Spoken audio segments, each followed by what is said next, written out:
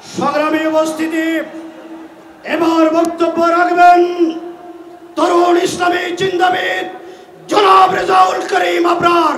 মাওলানা রেজাউল করিম আবরার।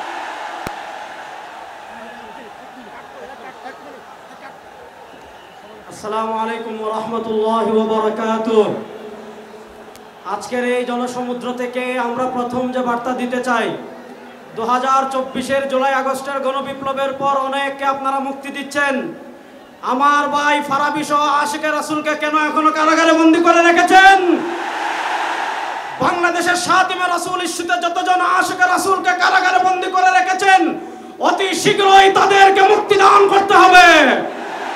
2 নম্বর, অন্তর্বর্তীকালীন সরকারের কাছে আমরা দাবি জানাতে চাই, আপনারা পিলখানা ট্র্যাজেডির জন্য তদন্ত কমিটি গঠন করেছেন, 2024-এর জুলাই আগস্টের গণহত্যার জন্য তদন্ত কমিটি গঠন করেছেন, 2013 সালের শাপলার গণহত্যার জন্য কেন এখনো তদন্ত কমিটি আপনারা গঠন করতে পারেন নাই?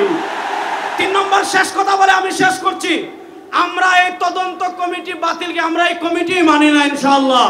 পরিষ্কার ভাষায় বলি, একজন মুসলমান বাংলাদেশে জীবিত থাকতে এই নারী নীতি আমরা বাস্তবায়ন হতে দেব না ইনশাআল্লাহ।